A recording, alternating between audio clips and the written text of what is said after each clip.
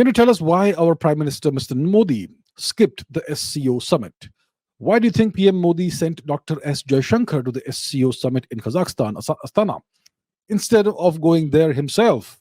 Is India sending a message to China that we don't want to take SCO as seriously as BRICS? What is going on? Okay.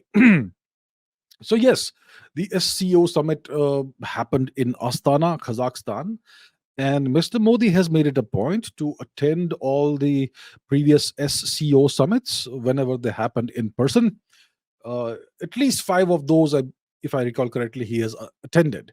So he usually makes it a point to attend this summit, the Shanghai Cooperation Organization. And this year, he chose not to go, and he has sent his his minister, Dr. Jaishankar, India's foreign affairs minister, to represent him and to represent India at the summit.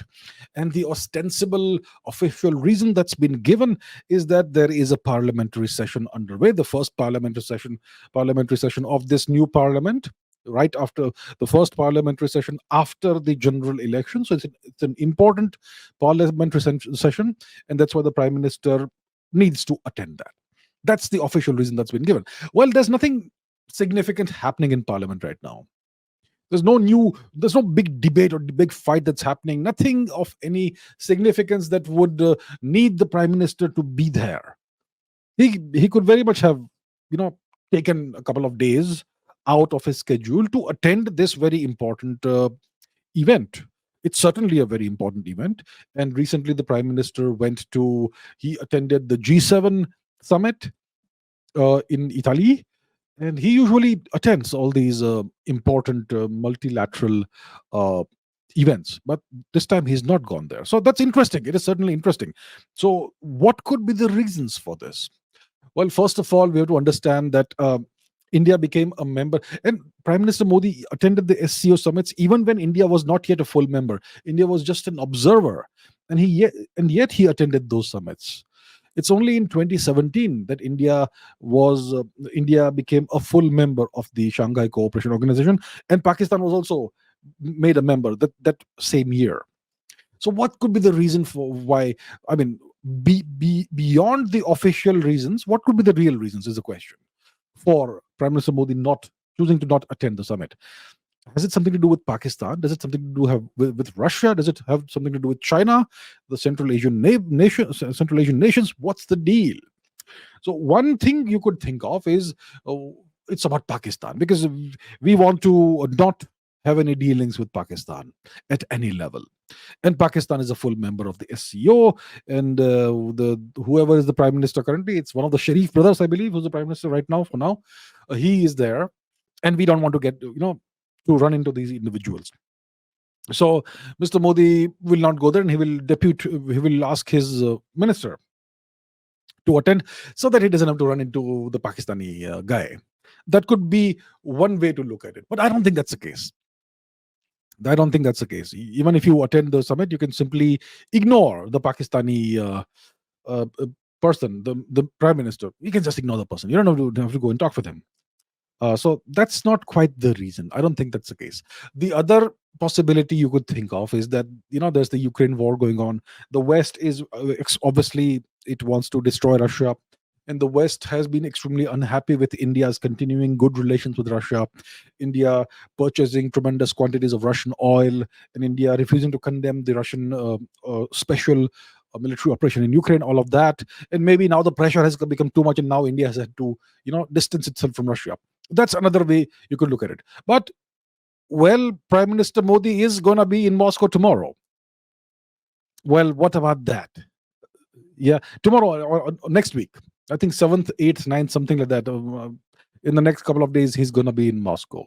Well, so then that Russia theory doesn't work at all, because he's actually going for a bilateral summit meeting with Mr. Putin, which is something even more high profile than a multilateral kind of meeting with other nations.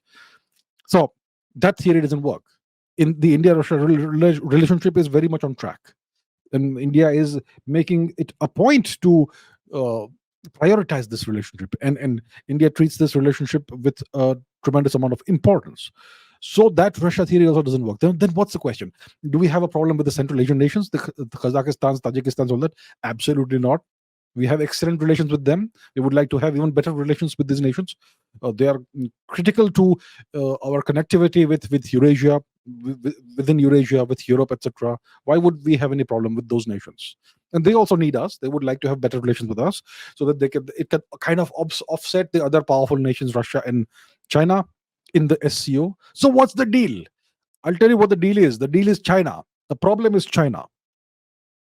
India. Okay, so here's the deal. First of all, India has right now there's a very tense standoff happening in the Himalayan region, the disputed boundary between India and Chinese occupied Tibet. If you want, I can put the map on the screen. Where's the map? Here's the map. Come on, map. Here's the map. So we have this extremely long, lengthy border with Chinese occupied Tibet, and that's an undemarcated border because the Chinese have steadfastly refused to demarcate the border. And there have been clashes in the past 3-4 years along the border, multiple clashes, including the Galwan clash when the first firing happened since the 1980s, and the first time the soldiers on both sides died, and so on. And the entire crisis, which is ongoing, is has been created by the Chinese. India is not the aggressor, the Chinese are the aggressors. So the Chinese are trying to push India on the back foot, but it's not working. And so we have this extremely tense situation in the Himalayan heights, the icy, perennially frozen heights, uh, which are the undemarcated border between India and Tibet. So there is that.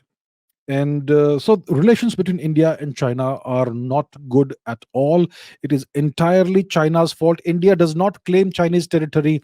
India has not started any of the aggression. The Chinese are the ones who are the culprits, who are to blame. No matter how they spin the thing, no matter what grandiose language and words about 5 principles of whatever universal peace brotherhood they blabber about, they are the culprits when it comes to this. They are an aggressive hegemonic nation. They seek to bully everybody, and it's not working with India. And if our prime minister were to go and uh, make a show of good relations with Xi Jinping, that would tell the world that everything is okay, and India has kind of backed down and given in to Chinese bullying. So that doesn't work for us. We actually want to distance ourselves from China, not from Russia. Okay, and the Chinese also don't have too many friends in the world.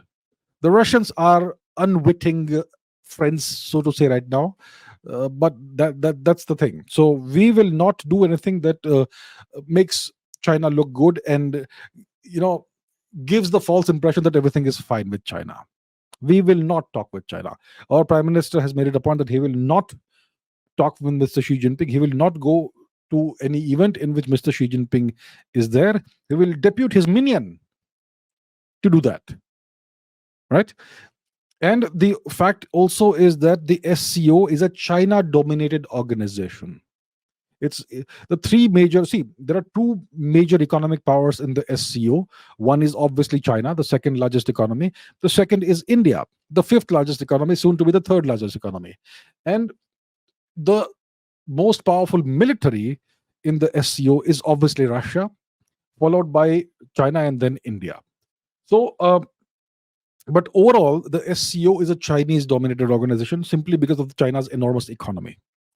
And we don't want to give China, that win that, okay, we got India to come. So that is the thing. I think that India is going to, going forward, give less importance to the SCO. The BRICS is a whole different story. BRICS is not a China dominated organization. Even though China would like to kind of make it happen that way, but it's not working. It's not going to work that way. So BRICS, India will give it due importance, but the SCO, India is going to kind of, perhaps it looks like, distance itself from the SCO. So I think the reason why Prime Minister Modi has chosen to skip the SCO summit is because of China's aggression against India, continuing aggression against India. And we also haven't forgotten that the Chinese leader, Mr. Xi Jinping, chose to not attend the G20 summit in New Delhi when there was no reason for him not to attend.